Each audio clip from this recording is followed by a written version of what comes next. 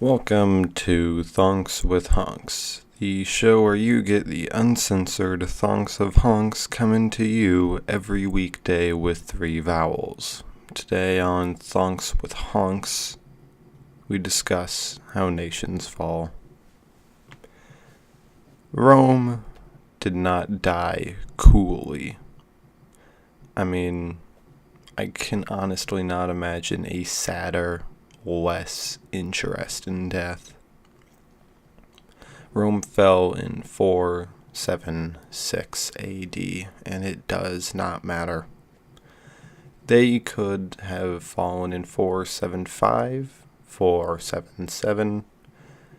It would not change the narrative all that much. It would just be Odoacer being a bit more or less patient with Romulus Augustulus.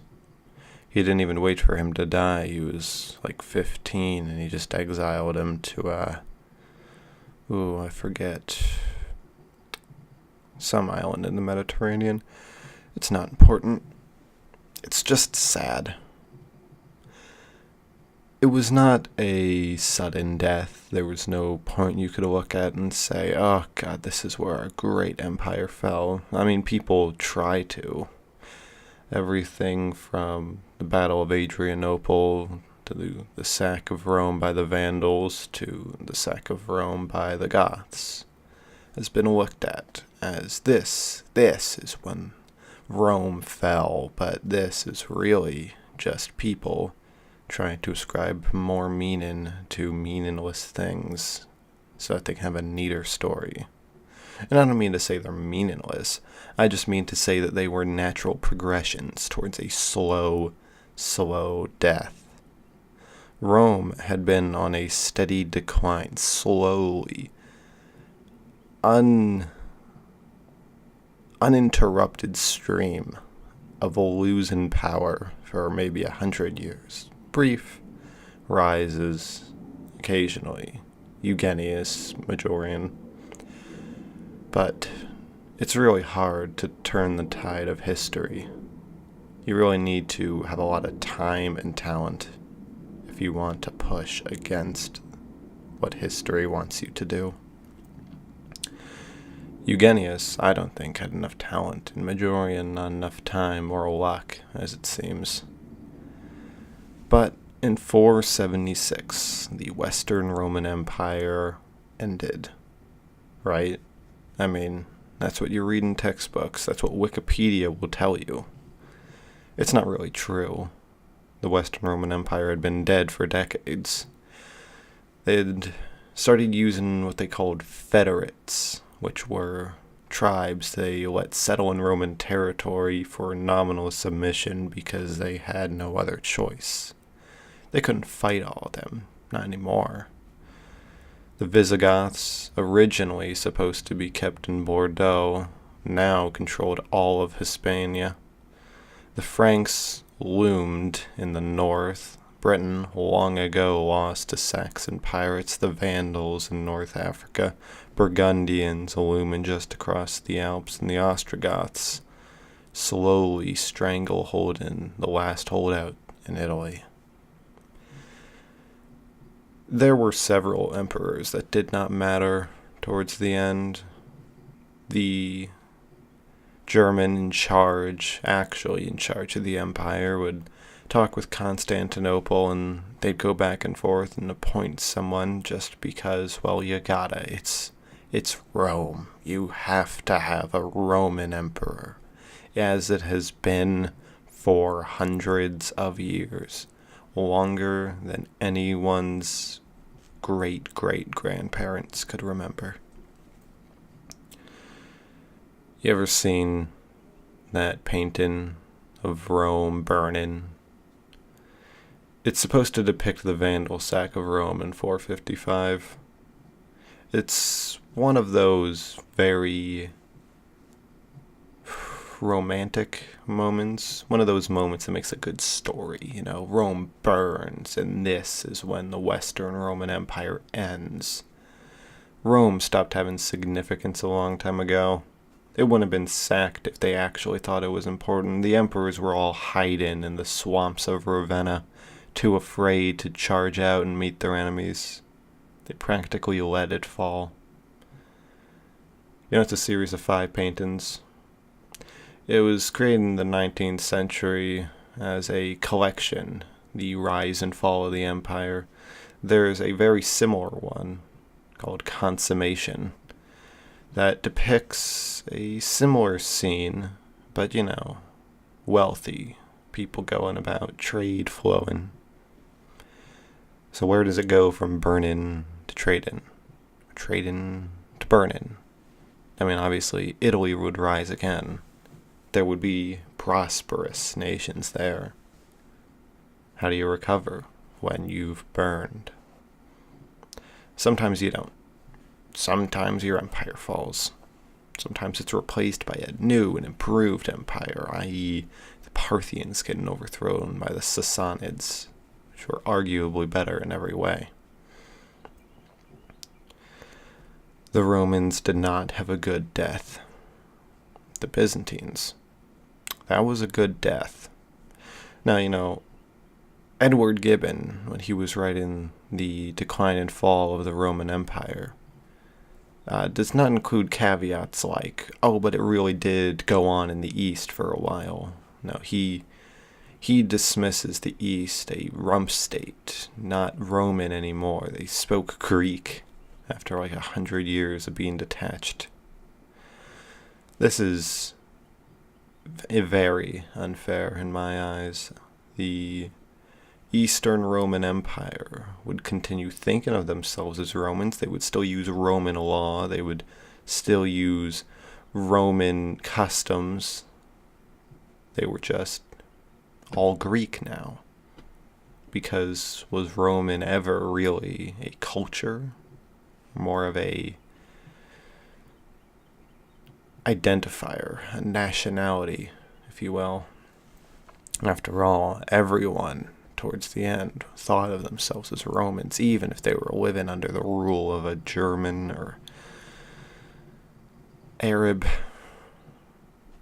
Everyone still thought of themselves as Romans up until maybe 650. That's when the dream really started dying. That's when the only Romans could be found in Anatolia, Greece, Constantinople. They weren't really Romans, not really. They were Greeks by that point. They all spoke Greek. Only the highly educated could speak Latin. But they did have a better fall, and you might not think it. All you know is, the East kept on trucking until 1453, but they were not an empire. Not for a long, long time. But you don't need an empire to make a good story. The Byzantines would reach their peak in the 570s under Justinian, retaking North Africa and Italy from the Ostrogoths and Vandals. It almost bankrupted the nation, and people criticize it, but, I think this is hindsight playing a bit too much into how we view history.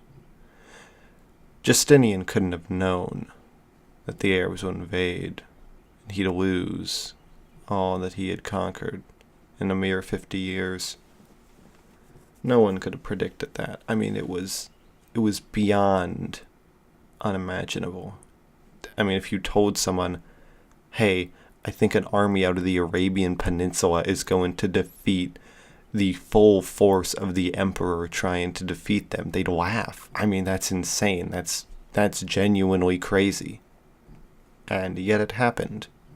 They toppled the Byzantines, then they toppled the Sassanids, then they toppled everything until they got to southern France. They were truly incredible. But the Byzantines kept going. They retreated Anatolia, they fortified, they slowly regained power, and then 1025, they reached another peak. Not the same great one, but a more humble one. They reclaimed the Balkans. They reclaimed Cilicia, Melitene, Antioch, made a protectorate out of the Emirate of Aleppo. It was a buffer state. They didn't get much out of it besides protection. But then the Seljuks came, steppe riders out of the north. They came, they saw, they conquered. They took the Sassanids, or not the Sassanids anymore, just the Arab Persians. Then they took Anatolia, the lifeblood of the empire. It was making all the money, it was providing all the men, and now it was no more. And that, in my eyes, is where sad Byzantine history really gets going after they lose Anatolia and the Crusades start happening and the Venetians sack Constantinople and the Ottomans rise up and take everything but the city, leaving it for one final war in 1453. But even this has a far better story. You can indisputably say 1453 is when the Eastern Roman Empire fell. You cannot say the same of the West. The West has multiple times when you say this is when it ended. You could say it after 476, honestly. You could say it before 476. The Eastern Roman Empire indisputably fell in 1453. It was in a siege, a long, drawn-out siege, with new cannons destroying the Theodosian walls that had held firm for over 1,000 years. But they did not give up. They came out at night, rebuilt the walls, carried icons along the walls. They held out for as long as anyone could possibly ask them to. But eventually, the tide of history swept them by. The Ottoman Turks poured into the city, and the last emperor of the Romans, the truly last man to ever be able to claim the title, Constantine the 11th, that's rich, gave one last rallying cry to his men before tearing off his imperial regalia and jumping down into the fight and disappearing into the annals of history. This is obviously apocryphal, but it's a good story, and you can never say any good stories about the last Western Roman emperor, Romulus Augustulus. He was 15, got deposed, and did nothing notable. He didn't die in battle. He did not go out in one last valiant charge. He just said, okay, I guess I'm leaving now. I can't blame him, but I really wish he had tried to stab Odoacer. That would have at least made a cool story. The Assyrians, they had an even better death. They did not have the same slow decline that the Romans or the Byzantines did. They did not have hundreds of years to see it coming. They went from their greatest king ever, Sargon II, to their worst. One generation. It's hard to say he was the worst, but he certainly was no good king. And the Babylonians revolted, and he was in civil war. And then he got out of civil war, and he was fighting them, and the army, a former shadow of itself, still managing to hold its own against them. Maybe even win, if isolated, but they weren't isolated. The Medes invaded from the north, and then it was all over. The army could do nothing. They sacked cities, they burned them, they defaced their monuments, they destroyed their culture. That's a good story, you know? That's taken an empire from its peak to its fall and just wiping it out like that. Rome was always too big for one big wipeout. But not the Assyrians, not any civilization just in Mesopotamia could hope to match the same indomitable, persevering force that the Mediterranean Empire did. But then, this isn't the most pitiful death of an empire I've ever seen. Poland, at one point, combined with the Duchy of Lithuania, was a massive land empire, controlling land almost all the way down to the Black Sea. They were truly gigantic. They controlled Moscow for a few years. Then, Austria, Prussia, and Russia all got in a room and said, why don't we take a bite of Poland? And what was Poland gonna do? Fight off, like, the most powerful coalition of three forces the world could conjure up at the time? No, they just sat back and had their land taken away. Then those three powers did it again, and they did it again, and then there was no more Poland. That's a sad death. Now, I really would not be a good melodramatic podcaster if I did not talk about the fall of these United States. So let's get that over with. It was 87 years after Tiberius Gracchus passed the Lex Agraria that Caesar crossed the Rubicon and started the irresistible rise to empire from republic. The Lex Agraria, and you're going to like this story, it might sound familiar. It was this guy, and he was a bit of a populist, had a lot of support among the people, but everyone in the ruling class hated him. They wanted him to die. And he just wouldn't die. He thought that Rome suffered from a shortage of the middle class, so what he wanted to do was create a new law to re-enfranchise them and protect them from the cheap foreign labor flooding the market. So he proposed a bill, and the Senate said no, but he was a tribune of the plebs, so what he could do was he could shut down the government until he got what he wanted. And eventually he did.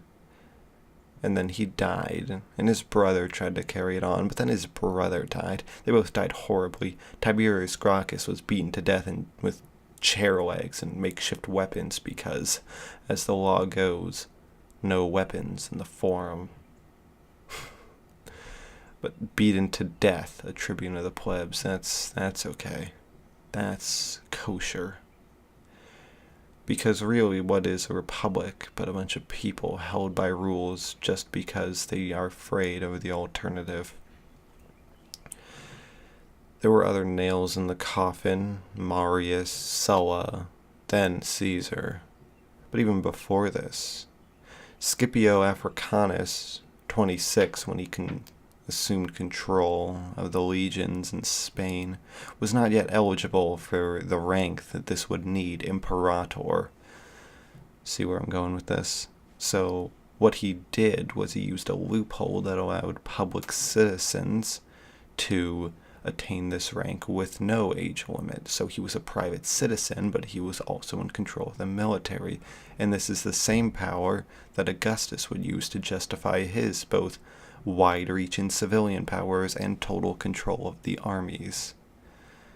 So really, where did the Republic start to fall? Nowhere.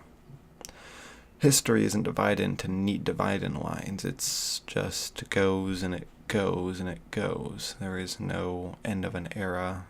Not really, not usually. It's just a progression. And historians make these labels to keep history straight in our minds, but they don't mean anything. So yeah, I think by this count, we should all live, unless you're an old fogey, we should all live to see the end of the Republic. Cheers, mates. This has been Thonks with Honks, the uncensored Thonks of Honks, coming to you every weekday, coming to you every weekday. This has been Thonks with Honks, the uncensored Thonks of Honks, coming to you every weekday with 3 vowels.